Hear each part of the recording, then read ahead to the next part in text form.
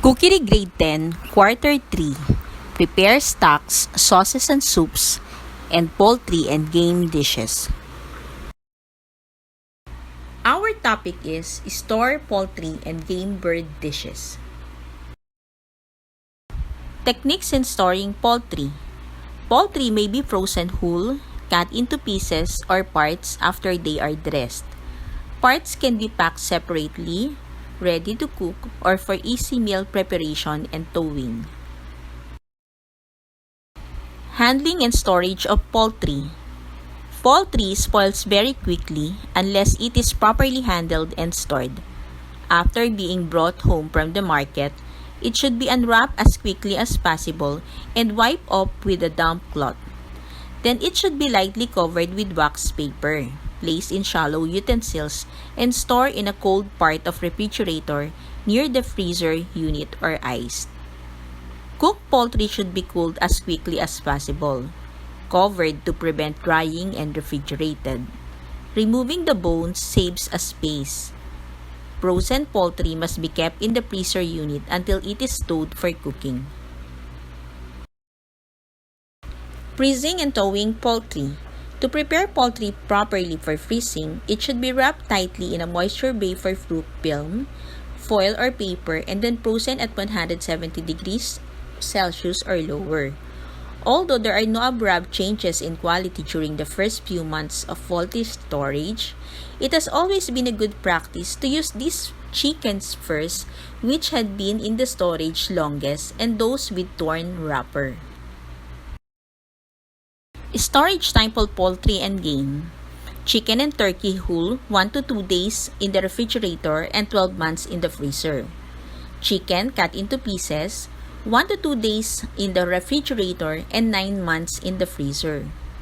Turkey cut into pieces 1 to 2 days in the refrigerator and 6 months in the freezer. Duck and goose whole 1 to 2 days in the refrigerator and 6 months in the freezer. Giblets 1 to 2 days in the refrigerator and 3 to 4 months in the freezer. Wild duck, pheasant, and goose whole 1 to 2 days in the refrigerator, 6 months in the freezer. Cooked poultry dishes 2 to 4 days in the refrigerator and 4 to 6 months in the freezer. Canned poultry opened 1 day in the refrigerator and not recommended for freezing. It is not recommended to refreeze poultry after it has been thawed. Freezing and thawing releases fluids called drip, and the chances of bacterial spoilage are increased. Water holding capacity of the meat is also affected by subsequent thawing. When thawing, it is advisable to thaw slowly inside the refrigerator to give tissues a better chance to rehydrate. Immediately cook the thawed meat since bacterial growth is rapid upon thawing. Slow thawing may be effected by placing the 1 to 2 kg chicken in the refrigerator for 12 to 24 hours or to place it under tap water for half to 1 hour in the original wrap. In both cases, however, frozen poultry or any other market forms of poultry should not be allowed to thaw or soak in a bowl of water because of possible bacterial build. Safety practices in handling and storing poultry and game products. How to handle chicken safely. Raw chicken and poultry can carry the Salmonella bacteria, which is responsible for more cases of food poisoning than any other pathogen. Fortunately, it's easy to avoid getting sick from chicken and poultry as long as you follow the safe food handling practices. Safe shopping for chicken and poultry. During distribution to retail stores, fresh chicken is kept cold in order to extend its shelf life as well as to prevent bacterial growth. Packages of chicken should feel cold to the touch and should be among the last items you select before checking out. Packages of chicken should be wrapped in plastic bags to prevent leakage onto other items in your grocery cart. Once you're home, you should immediately place your chicken in the refrigerator that maintains a temperature of 40 Fahrenheit colder and use it within 2 days. Otherwise, it should be frozen at 0 degrees Fahrenheit. Just like any other meat, fish, or any animal-based food product, raw or undercooked chicken carries certain bacteria. These bacteria can cause illness in large numbers. Therefore, to avoid illness, we need to limit bacteria's ability to multiply or kill them altogether. Limiting their ability to multiply requires making sure that the food products are not left at room temperatures, or specifically temperatures between 40 degrees Fahrenheit to 140 degrees Fahrenheit for more than 1 hour. And remember, freezing doesn't kill bacteria. Either it just makes them cold. The only way to kill foodborne pathogens is by thoroughly cooking the food. Another concern with respect to working with uncooked poultry is the cross-contamination. Cross-contamination can happen when raw poultry or even just its juices somehow come into contact with any other food products, but especially ones that already cook or ones that will be eaten raw, such as salad, vegetables, or greens. If the label on raw poultry product bears the term fresh, that indicates that it has never been colder than 26 degrees Fahrenheit. Poultry that has any time been kept of 0 degrees Fahrenheit or colder must have a label indicating that it is frozen or previously frozen, whatever the case may be. Interestingly, poultry that has been kept at temperatures colder than 46 degrees Fahrenheit but warmer than 0 Fahrenheit can be labeled neither fresh nor frozen. Chicken and poultry dating. Federal regulation don't require poultry products to be dated. However, most retailers will date the chicken products that they sell. If they do opt to date the product, regulations do require that there be a phrase signifying whether the date is sell by date or use before date, and the explanation must appear right next to the date. We should know some basics for handling food safely in shopping, storage, preparation, thawing, cooking, serving, handling leftovers, and refreezing.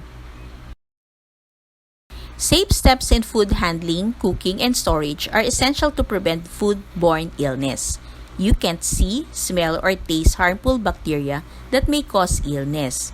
In every step of food preparation, follow the 4 fight back guides to keep food safe. Clean, wash hands and surface often. Separate, don't cross-contaminate. Cook, cook to proper temperatures. Chill, refrigerate promptly. Shopping. Purchase refrigerated or frozen items after selecting your non-perishables. Never choose meat or poultry in packaging that is torn or leaking. Do not buy food without expiration dates. Storage. Always refrigerate perishable food within 2 hours or 1 hour when the temperature is above 90 degrees Fahrenheit. Check the temperature of your refrigerator and the freezer with an appliance thermometer. The refrigerator should be at 40 degrees Fahrenheit or below and the freezer at 0 degrees Fahrenheit or below. Cook or freeze fresh poultry, fish, ground meats, and variety meats within 2 days. Other beef, veal, lamb, or pork within 3 to 5 days. Perishable foods such as meat and poultry should be wrapped securely to maintain quality and to prevent meat juices from getting onto other food. Maintain quality when freezing meat and poultry in its original package. Wrap the package again with foil or plastic wrap that is recommended for freezing. In general, high-acid canned foods such as tomatoes, grapefruit, and pineapple can be stored on the shelf for 12 to 18 months. Low-acid canned foods such as meat, poultry, fish, and most vegetables will keep to 2 to 5 years if the can remains in good condition and has been stored in cool, clean, and dry place. Discard cans that are dented, leaking, bulging, or rusted. Preparation. Always wash hands with warm water and soap for 20 seconds before and after handling food. Don't cross-contaminate. Keep raw meat, poultry, fish, and their juices away from other food. After cutting raw meats, wash cutting boards, utensils, and countertops with hot, soapy water. Cutting boards, utensils, and countertops can be sanitized by using a solution of 1 tablespoon unscented liquid chlorine bleach in 1 gallon of water. Marinate meat and poultry in a covered dish in the refrigerator. Thawing through refrigerator. The refrigerator allows load-safe thawing. Make sure thawing meat and poultry juices do not drip onto other food. Thawing in cold water. For faster thawing, place food in a leak-proof plastic bag. Submerge in cold tap water. Change the water every 30 minutes. Cook immediately after thawing. Thawing in microwave. Cook meat and poultry immediately after microwave thawing. Cooking. Cook all raw poultry, beef, pork, lamb, and veal steaks, chops, and roast to a minimum internal temperature of 145 degrees Fahrenheit as measured with food thermometer before removing meat from the heat source. For safety and quality, allow meat to rest for at least 3 minutes before carving or consuming. For reasons of personal preference, consumers may choose to cook meat to higher temperatures. Poultry. Cook all poultry to an internal temperature of 165 Fahrenheit as measured with food thermometer. Serving. Hot food should be held at 140 degrees Fahrenheit or warmer. Cold food should be held at 40 degrees Fahrenheit or colder. When serving food at a buffet, keep food hot with chafing dishes, slow cookers, and warming trays. Keep food cold for nesting dishes in bowls or ice, or use small serving trays and replace them often. Perishable food should not be left out more than 2 hours at room temperature or 1 hour when the temperature is above 90 degrees Fahrenheit. Leftovers. Discard any food left out of the room temperature for more than 2 hours or 1 hour if the temperature was above 90 degrees Fahrenheit. Place food in a shallow containers and immediately put in the refrigerator or freezer for rapid cooling. Use cooked leftovers within 4 days. Reheat leftovers to 165 degrees Fahrenheit. Refreezing. Meat and poultry defrosted in the refrigerator may be refrozen before or after cooking. If thawed by other methods, cook before refreezing. A time to remember.